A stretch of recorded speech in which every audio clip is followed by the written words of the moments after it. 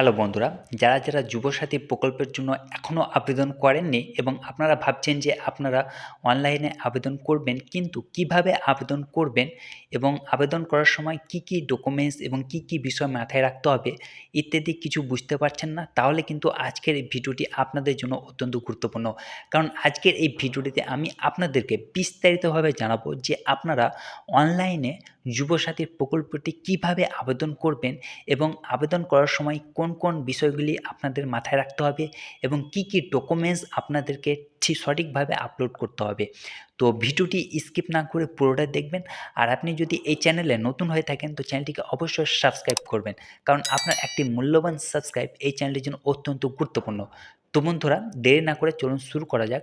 তো বন্ধুরা, ভিডিওটি শুরু করার আগে আমি আপনাদের জানিয়ে রাখি, যদি আপনারা যারা অফলাইনে যুবসাথী প্রকল্পের জন্য আবেদন করেছেন এবং আপনারা ফর্ম ফিল আপ করার সময় কোনো রকম ভুল বা ত্রুটি করে রেখেছেন বা কোনো রকম ডকুমেন্টস আপনারা দিতে পারেননি এবং আপনারা সন্দেহে রয়েছেন, ডাউটে রয়েছেন যে আপনারা যুবসাথী প্রকল্পটি রিজেক্ট হয়ে যেতে পারে আপনার অ্যাপ্লিকেশানটি, তো আপনারা কি করবেন? তো আপনাদের জন্য জানিয়ে রাখি, আপনাদের যাদের এইরকম ভুল ত্রুটি হয়ে আছে তারাও কিন্তু আপনারা অনলাইনে যুবসাথীদের প্রকল্পের জন্য আবেদন করে দিতে পারবেন। অনলাইনেও আপনাদের আবেদন করা যাবে, এতে কিন্তু আপনাদের কোনো রকম সমস্যা বা প্রবলেম হবে না। তো বন্ধুরা, চলুন আমি আপনাদেরকে বিস্তারিতভাবে ডিটেলসের সঙ্গে আপনাদের দেখাবো যে আপনারা অনলাইনে যুবসাথী প্রকল্পের জন্য কিভাবে আবেদন করবেন। তো ভিডিওটি শেষ অবধি দেখুন। তো চলুন আমরা মোবাইলের স্ক্রিনে বা কম্পিউটার বা ডেস্কটপ যার যে কোনো স্ক্রিনে আমি আপনাদের দেখাতে পারি, আমি আপনাদের দেখাবো মোবাইলের স্ক্রিনে। আপনারা সরাসরি আপনাদের ব্রাউজারের গুগল ব্রাউজার বা ক্রোম ব্রাউজারে চলে আসবেন এবং সেখানে টাইপ করবেন যুবসাথী বা যুবসাথী বা যুবসাথী টাইপ করার পর প্রথম যে ওয়েবসাইটটি আপনাদের কাছে চলে আসবে সেখানে আপনারা ক্লিক করবেন। প্রথমে যে ওয়েবসাইটটি আসবে দেখুন, বাংলার যুবসাথী।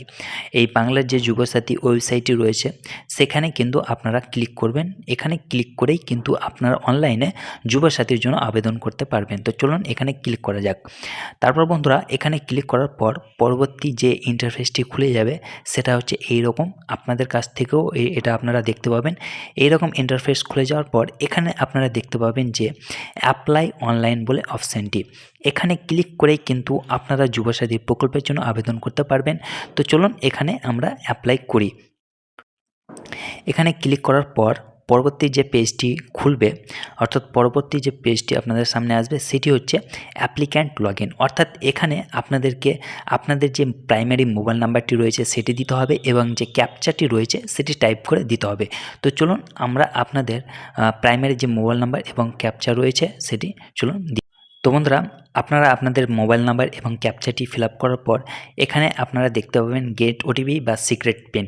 এখানে এই অপশানে ক্লিক করার পর আপনারা কিন্তু 6টি নাম্বারের পিন বা ওটিপি পাবেন, সেটা কিন্তু আপনাদের এখানে টাইপ করে দিতে হবে।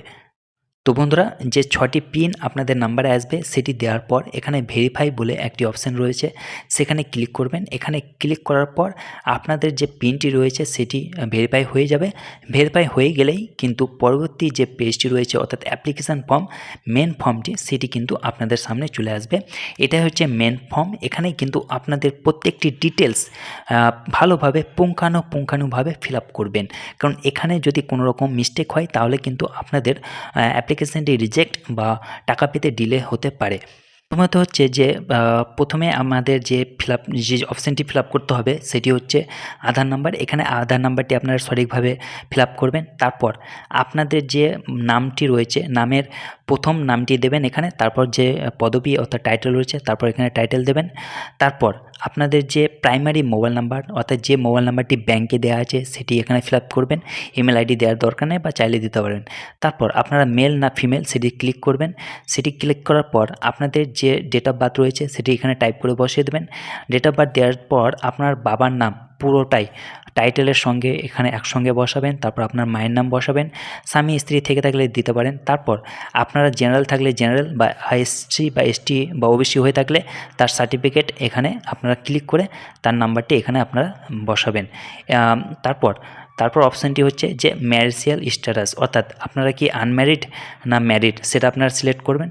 তারপর আপনাদের কন্ট্যাক্ট ডিটেলস অর্থাৎ আপনাদের গ্রামের নাম, আপনাদের পোস্ট অফিস, আপনাদের ডিস্ট্রিক্ট, কোন ডিস্ট্রিক্ট আপনারা সিটি সিলেক্ট করবেন। ডিস্ট্রিক্ট সিলেক্ট করার পর আপনাদের ব্লক কী রয়েছে সেটি সিলেক্ট করবেন। ব্লক সিলেক্ট করার পর আপনাদের গ্রাম পঞ্চায়েত কী সেটি সিলেক্ট করবেন। গ্রাম পঞ্চায়েত সিলেক্ট করার পর আপনাদের পুলিশ স্টেশন কোনটি সেটি সিলেক্ট করবেন। তারপর আপনাদের যে পিনকোডটি রয়েছে সেই পিনকোডটি এখানটি বসাবেন।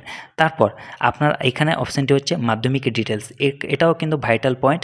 এখানে আপনারা সিলেক্ট করবেন যে আপনি মাধ্যমিক কোন বোর্ড থেকে পাস করেছেন সেটি সিলেক্ট করবেন। তারপর সিলেক্ট করার পর আপনাদের যে রোল নাম্বার রয়েছে, রোলের জায়গায় রোল এবং নম্বরের জায়গায় নম্বর বসাবেন এবং কোন ইয়ারে আপনি মাধ্যমিক পাস করেছেন সেটিও এখানে টাইপ করে বসিয়ে দেবেন।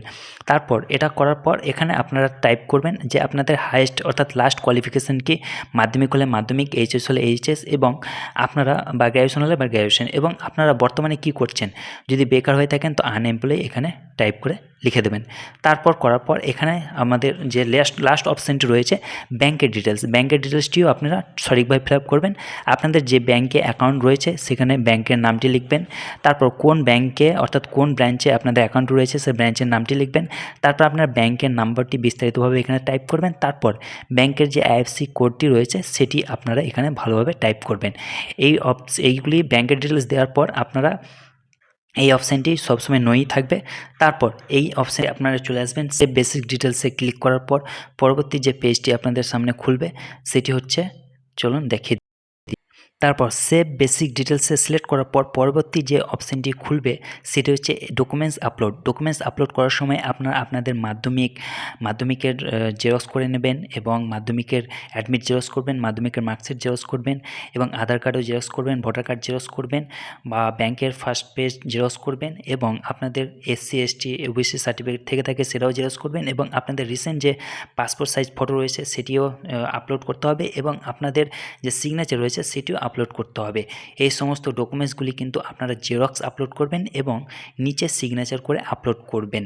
তারপর এই ডকুমেন্টসগুলি আপলোড করার পর এখানে হেয়ার বাই অপশানে ক্লিক করবেন এবং ফাইনাল যে সাবমিট অপশান রয়েছে সেখানে ক্লিক করবেন। সেখানে ক্লিক করার পরেই কিন্তু পরবর্তী যে অপশানটি রয়েছে সেটি আপনাদের সামনে চলে আসবে। এখানে ওকে করবেন। ওকে হয়ে গেলে কিন্তু আপনাদের অ্যাপ্লিকেশানটি সাকসেসফুলি সাবমিট হয়ে যাবে এবং আপনাদের কাছে যে অ্যাপ্লিকেশানের নাম্বারটি রয়েছে সেটি কিন্তু আপনাদের চলে আসবে এবং আপনারা চাইলে আপনারা ফর্মটিও ডাউনলোড করতে পারবেন। তো এই হচ্ছে বিস্তারিত তথ্য। আশা করি ভিডিওটি ভালো লেগেছে। ভিডিওটি ভালো লাগলে ভিডিওটি লাইক করবেন এবং ভিডিওটিকে শেয়ার করবেন এবং চ্যানেলটিকে সাবস্ক্রাইব করবেন।